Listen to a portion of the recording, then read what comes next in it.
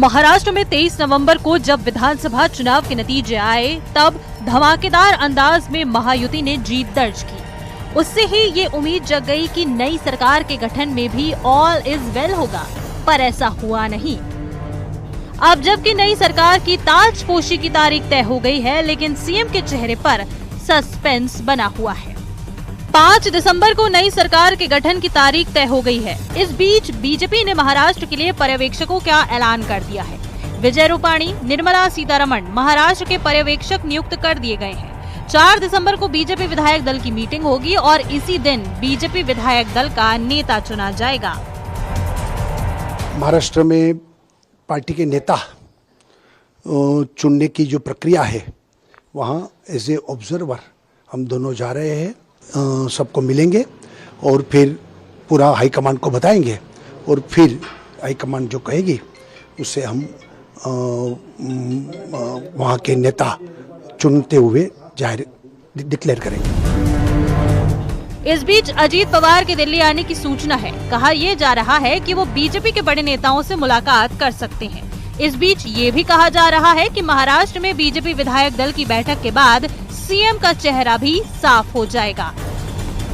और ये सब वरिष्ठ नेताओं की, शिंदे साहब है, फडणवीस साहब है, अजीत दादा है, इनकी बैठक जरूर होगी, ऐसा मेरा अंदाज है। और बैठक के बाद ये जो कन्फ्यूजन है विभागों के बारे में, मंत्री पदों के बारे में, कितने आ रहे कितने जा रहे, इस सब बारे में उनकी डिस्कशन होगी। महाराष्ट्र विधानसभा चुनाव में महायुति गठबंधन को 236 सीटों पर जीत मिली है।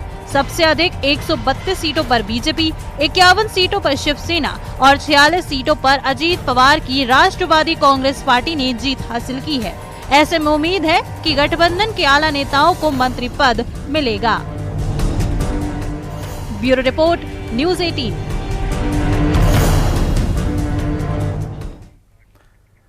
तो वहीं संसद के शीतकालीन सत्र की अपडेट है। पिछले सोमवार को ये शुरू हुआ, लेकिन लगातार हंगामे की वजह से कार्यवाही नहीं चल पाई। विपक्ष ने इस दौरान अपना विरोध भी जारी रखा, जिससे गतिरोध उत्पन्न हुआ। सत्तारूढ़ और विपक्षी दलों के बीच सोमवार को बैठक के बाद 13 और 14 दिसंबर को संविधान पर चर्चा करने की बात पर सहमति बनी है। वहीं एक दिन संसद चलने का खर्चा करीब 10 करोड़ है। उस हिसाब से 50 करोड़ रुपए अब तक संसद न चलने से बर्बाद हो चुका है। देखिए ये रिपोर्ट।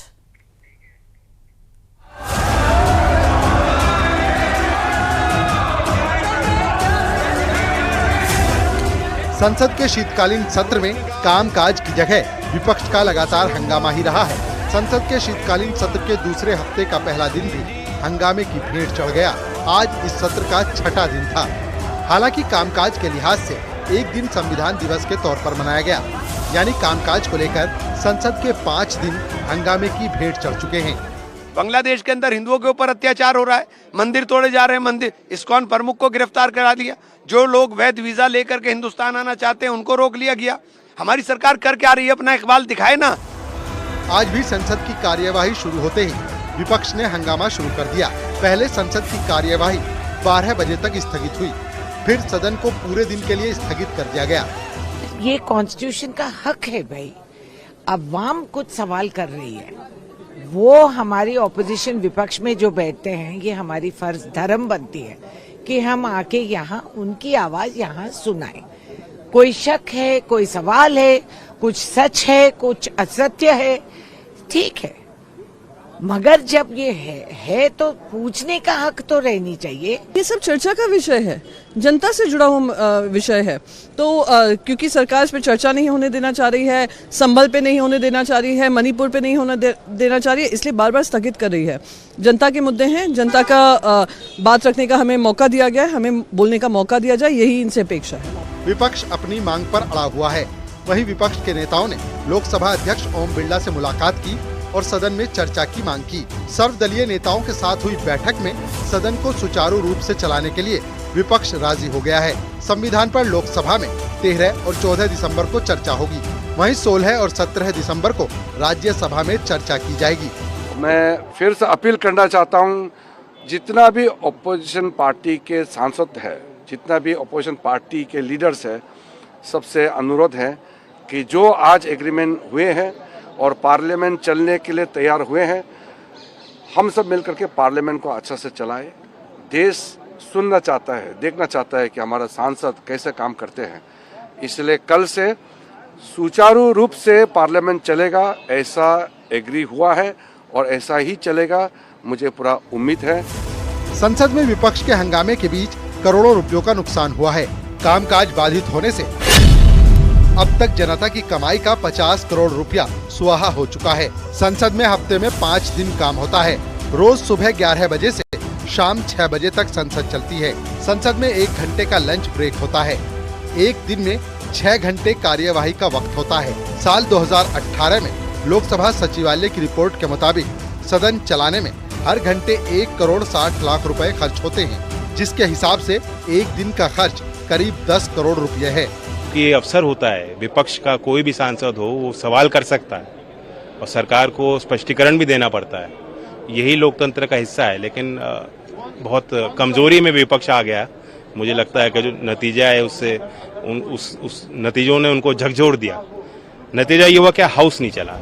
सूत्रों के मुताबिक संसद में चर्चा के दौरान समाजवादी पार्टी को संभल की हिंसा का मुद्दा और तृणमूल कांग्रेस को बांग्लादेश के मामले को उठाने का मौका मिल सकता है। 25 नवंबर से शुरू हुए संसद के शीतकालीन सत्र में अब तक गतिरोध बना हुआ है। अब देखना यह है कि मंगलवार से संसद में ये गतिरोध टूटता है या नहीं। न्यूज़ 18 के लिए ब्यूरो रिपोर्ट।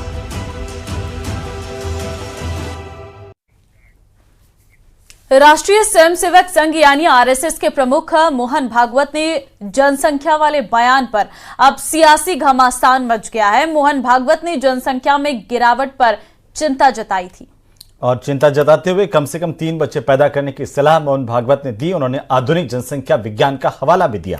2 या 3 से ज्यादा बच्चों की वकालत की। इसके बाद AIMIM के चीफ असदुद्दीन ओवैसी ने मोहन भागवत के बयान को लेकर तंज कसा, तो वहीं कांग्रेस ने इसे नया एंगल दे दिया है। ये रिपोर्ट देखिए।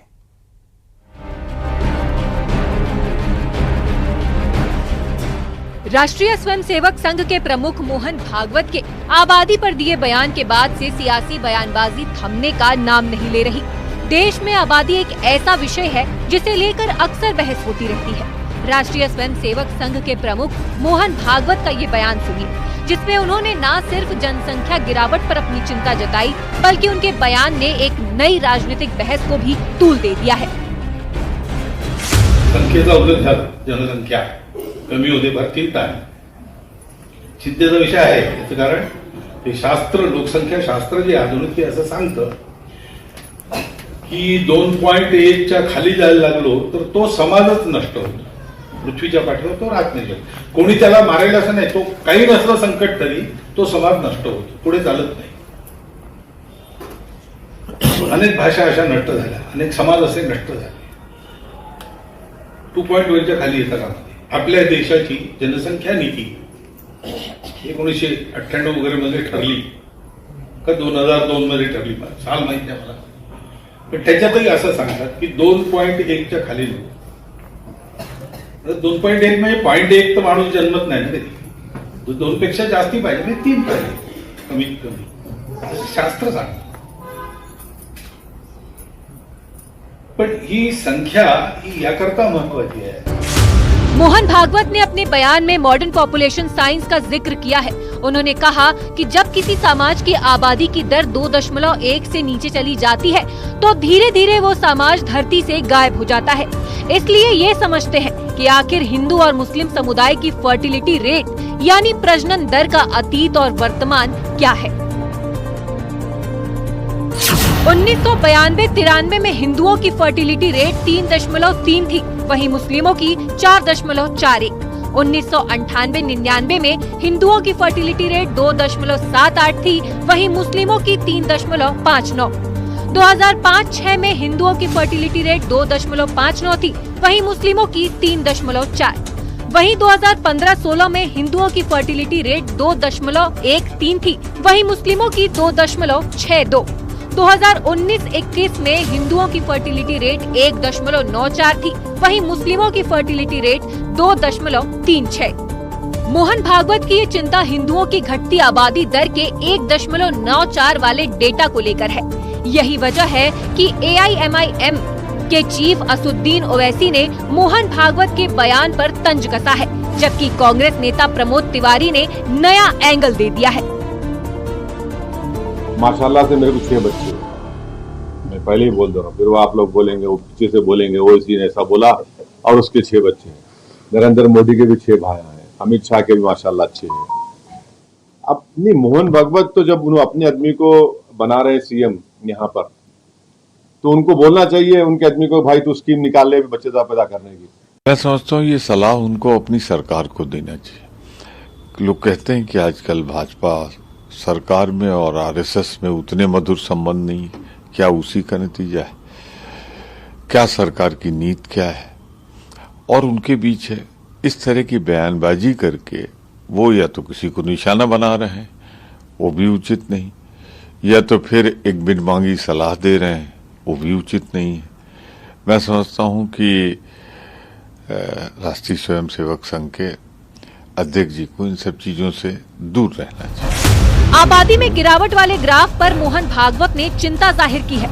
हिंदू और मुस्लिम दोनों ही समुदायों में समांतर गिरावट है, लेकिन पॉपुलेशन साइंस के हिसाब से ये डेटा हिंदुओं के लिए खतरे की घंटी है।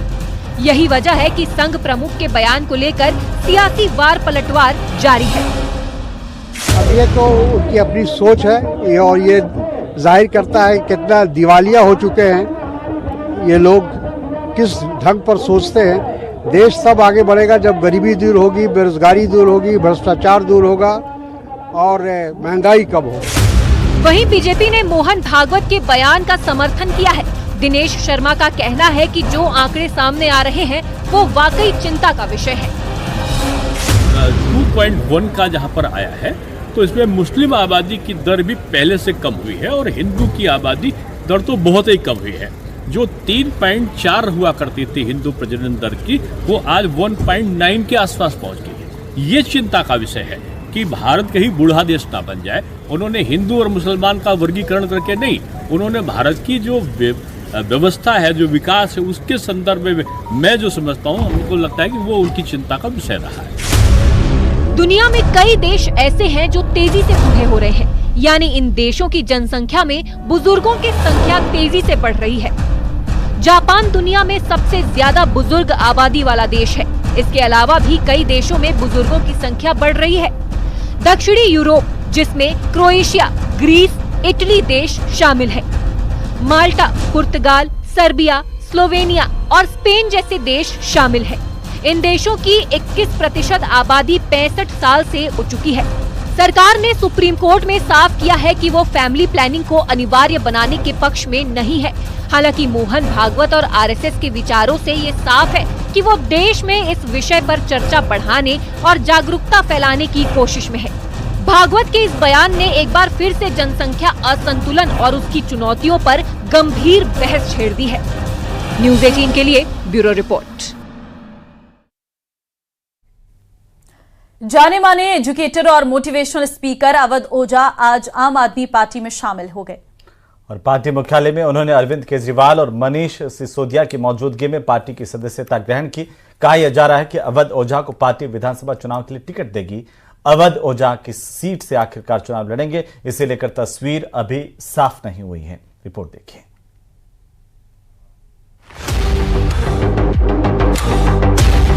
अपने बेबाक अंदाज के लिए मशहूर जाने माने एजुकेटर और मोटिवेशनल स्पीकर अवध ओझा ने आम आदमी पार्टी का दामन थाम लिया है। पार्टी मुख्यालय में उन्होंने अरविंद केजरीवाल और मनीष सिसोदिया की मौजूदगी में पार्टी की सदस्यता ली। कहा तो ये भी जा रहा है कि अवध ओझा का टिकट भी फाइनल हो गया है, यानी सियासत के पिच पर वो विधानसभा चुनाव के जरिए मैदान में उतर सकते हैं। आपकी सदस्यता लेने के बाद ओझा ने कहा कि राजनीति में शिक्षा का विकास ही मेरा मकसद है। आपने आम आदमी पार्टी की जो शिक्षा का विकास धारा है, सिर्फ उसमें एक आध पॉइंट अगर आप देख ले कि 97% रिजल्ट है 12th का गवर्नमेंट स्कूल का। एक साल में तो 99% आया था। एक साल में 99%। 2015 में सिर्फ 15 लड़कों ने, गवर्नमेंट स्कूल के लड़कों ने IIT मेंस क्वालिफाई किया था। इस बार 783। अवध ओझा भी देश के सबसे पसंद किए जाने वाले शिक्षकों में से एक हैं। उनका पूरा नाम अवध प्रताप ओझा है। ओझा यूपीएससी कोच, यूट्यूबर और शिक्षक हैं। इनका संबंध यूपी के गोंडा जिले से है। यूपीएससी से निराशा मिलने पर इन्होंने कोचिंग शुरू की। कोविड के दौरान अवध ओझा काफी फेमस हुए। अलग शिक्षण शैली की वजह से इन्हें यूट्यूब पर पॉपुलैरिटी मिली।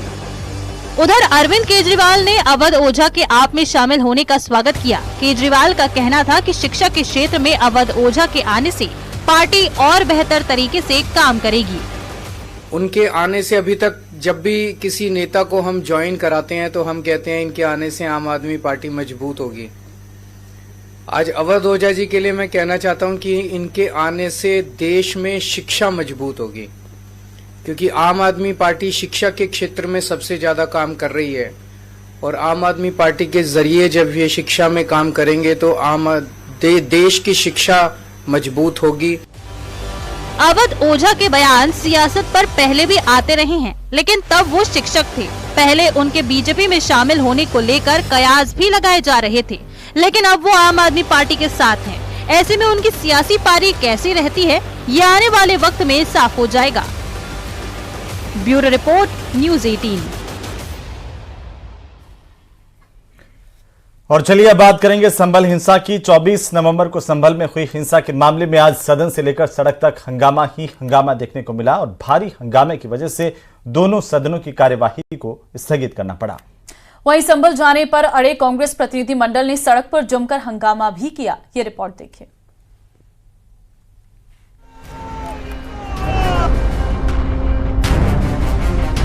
संभल हिंसा पर हुए हंगामे की ये तस्वीरें हैं। देश की राजधानी दिल्ली में सदन के अंदर नेताओं ने मामले में बहस की मांग करते हुए जमकर हंगामा किया, तो वहीं यूपी की राजधानी लखनऊ में संभल को लेकर सड़क पर जमकर सियासत हुई। पहले से संभल जाने का ऐलान कर चुकी कांग्रेस के नेताओं का आज लखनऊ दफ्तर पर जमावड़ा रहा। कल रात ही प्रदेश के अलग अलग जिलों से नेता कांग्रेस दफ्तर पहुंचे थे और आज सुबह यूपी कांग्रेस अध्यक्ष अजय राय की अगुवाई में जैसे ही कांग्रेस नेता संभल की तरफ कूच करने को निकले, पुलिस ने उन्हें रोक लिया। इस दौरान कई बार कांग्रेस नेताओं की पुलिस के साथ धक्का मुक्की भी हुई और कई घंटे सड़क पर हंगामा चलता रहा। रोके जाने से नाराज कांग्रेस प्रतिनिधि मंडल के सदस्य वहीं धरने पर बैठ गए और सरकार और पुलिस के खिलाफ नारेबाजी शुरू कर दी, लेकिन पुलिस ने संभल जाने पर रोक का हवाला देते हुए किसी भी नेता को जाने से इनकार कर दिया। आखिरकार कांग्रेस नेताओं ने आज संभल जाने का कार्यक्रम स्थगित कर दिया और ऐलान किया कि जब भी मौका मिलेगा वो संभल जरूर जाएंगे। किस तरीके से लोगों को प्रताड़ित किया गया, किस तरीके से लोगों की हत्याएं की गई हैं, सर में गोली मारी गई है, तो सारी बातें ये अवगत कराएंगे। अब हमने पहले अनाउंस कर दिया था, उस समय तक 30 या 1 तारीख तक रोक लगी हुई थी, इसलिए हमने 2 तारीख कहा था कि जब वो रोक खत्म होगी तो 2 को जाएंगे। फिर उन्होंने एक्सटेंड करके 10 कर दिया, तो ये एक्सटेंड करते रहेंगे तो निश्चित हमने तो जो निर्णय लिया है तो उस पर हम खड़े हैं और हम निश्चित जाएंगे और अपने नेताओं को अवगत कराएंगे और आपके माध्यम से जनता को बताएं। सरकार को बता रखा है कि हम लोग जा रहे हैं, वहाँ पर शांति स्थापित करने के लिए जा रहे हैं। हमारे जाने से शांति नहीं होगी। लेकिन पुलिस लगातार यहाँ पर रोक रही है। समाजवादी पार्टी के नेताओं को भी रोका, आज आप लोगों को भी रोक रही है यहाँ पर 10 तारीख तक का कह रही है कि बाहर जाएंगे तो देखा जाएगा। हम तो कानून का पालन करने वाले लोग हैं, लेकिन हम सत्य के लिए इस पर अडिग हैं और संभल जाके वहाँ शांति स्थापित करने के लिए, लोगों का जो दुख दर्द है वो सुनने के लिए, उनको राहत पहुंचाने के लिए ये हमारा काम है। दरअसल संभल में 24 नवंबर को हुई हिंसा के बाद से ही अलग अलग राजनीतिक दल और उनके नेता वहां जाने की कोशिश कर रहे हैं। इससे पहले समाजवादी पार्टी के प्रतिनिधि मंडल ने 30 नवंबर को संभल जाने का ऐलान किया था, लेकिन पुलिस की नाकेबंदी की वजह से कोई संभल नहीं जा सका। इस दौरान संभल जाने की कोशिश में पुलिस ने कई नेताओं को हिरासत में भी लिया था। वहीं पुलिस और प्रशासन संभल में हालात सामान्य करने की कोशिश में जुटा है। यही वजह है कि हिंसा के बाद से ही पहले 30 नवम्बर तक और बाद में 10 दिसम्बर तक संभल में किसी भी बाहरी के प्रवेश पर रोक लगा दी गई है। यही वजह है कि संभल जाने से रोक पर अब भी सियासी घमासान बढ़ गया है। कांग्रेस और समाजवादी पार्टी इसे सरकार की साजिश बता रहे हैं और इस मामले में दूसरे विपक्षी दलों का भी उन्हें साथ मिल रहा है। तो जिला प्रशासन ने कल से अजय राय जी को और मोना जी को घर में नजरबंद कर रखा है। अजय राय जी को पीसीसी में नजरबंद कर रखा है। ये एक शक पैदा करता है कि आखिर ये नेता जो फैक्ट फाइंडिंग और शांति बहाली की अपील करने जा रहे हैं, उनको क्यों रोका जा रहा है, क्या छिपाया जा रहा है? मुझे अफसोस है, ताज्जुब है कि सरकार की ऐसी मंशा, ऐसी सोच है कि वहाँ पे हमारे जनप्रतिनिधियों के जाने से वहाँ पर अराजकता का माहौल पैदा होगा। मैं सोचता हूँ कि अगर यही लोगों की ऐसी सोच होगी, ये लोग ऐसा करते होंगे, तो हमारे बारे में भी शायद इनकी ऐसी ही सोच होगी। हमारा जाने का मकसद कोई राजनीति करना नहीं है। मैं तो ख़ास तौर से वहाँ से सांसद भी हूँ, और हमारे राष्ट्रीय अध्यक्ष माननीय अखिलेश यादव जी ने जो डेलीगेशन बनाया था, सिर्फ उसका मकसद ये था कि हम उनके दुख दर्द में जाके उन पीड़ित परिवार के शरीक हो सकें। अभी ना आए, कब आए? जब वो न्योता देंगे। हालात पे वहाँ वो मतलब हम नमक छिड़कने नहीं जा रहे हैं, हील करने जा रहे हैं, जो भी लोग जाना चाह रहे हैं। तो ये एक अच्छा संदेश भी नहीं देता अपने देश के बारे में। एक तरफ विपक्ष संभल जाने की जिद पर अड़ा है, सरकार पर संभल का सच छिपाने का आरोप लगा रहा है। वहीं सरकार का कहना है कि विपक्ष वोटों के लिए संभल का माहौल खराब करने की कोशिश कर रहा है। संभल में जो माननीय न्यायालय के आदेश के अनुसार कमीशन की कार्रवाई हो रही थी, उसको लेकर के बवाल किसने खड़ा करवाया? समाजवादी पार्टी के सांसद ने खड़ा करवाया। उस बवाल के बीच में समाजवादी पार्टी के विधायक पक्ष के लोगों ने उसमें विवाद किया, बवाल किया, और जब शांतिपूर्ण माहौल संभल का है तो उसको खराब करना चाहते हो। अच्छा, जो जिन लोग जो पाप करते हैं वो पाप छिपाने के लिए किसी को देखने नहीं देखते हैं, पता न चल जाए किसी को। जी, चाहे समाजवादी पार्टी हो, चाहे कांग्रेस पार्टी हो, विपक्षी दलों को लगता है कि संभल जाने से उनको वोटों की फसल काटने का अवसर मिलेगा। उत्तर प्रदेश की जनता ने समाजवादी पार्टी, विपक्षी दलों को बुरी तरह से नकार दिया है। इनका कांग्रेस पार्टी कितना भी हाथ पैर मार ले, उनको उत्तर प्रदेश में दाल गलने वाली नहीं है। विपक्ष के संभल दौरे पर बीजेपी नेता और केंद्रीय मंत्री गिरिराज सिंह ने भी सवाल उठाए। न्यूज 18 इंडिया के कार्यक्रम अमृत रत्न में पहुंचे गिरिराज सिंह ने विपक्ष के संभल दौरे पर सवाल उठाते हुए इसे माहौल खराब करने की कोशिश बताया। यहाँ तो कुछ भी करो तो पहाड़ टूटने लगता है, सदन से लेके सड़क तक। अभी लोग सड़क पर बैठे हैं संभल जाने के लिए। क्या है भाई, कुंभ मेला लगा है क्या? वो जाने नहीं दे रहे लोगों को आप। काहे के लिए? क्या उनके दिल में इतना सा प्यार नहीं है? अगर ये थोड़ा सा होता, जो कांग्रेस के लोग या टुकड़े टुकड़े गैंग के लोग जा रहे हैं, मैं चुनौती के साथ कहता हूं, क्या अभी बांग्लादेश में जो हो रहा है, बॉर्डर पर जाकर के आप ऐसा करते तो भारत के सनातनी भी आपको याद करते। लेकिन आप जा रहे हैं मस्जिद को बचाने, अन्य वहां मस्जिद टूट रहा है, कहां जा रहे हैं? गोली चलाए आप, गोली लगी आपको, और हंगामा भी आप ही कर रहे हैं।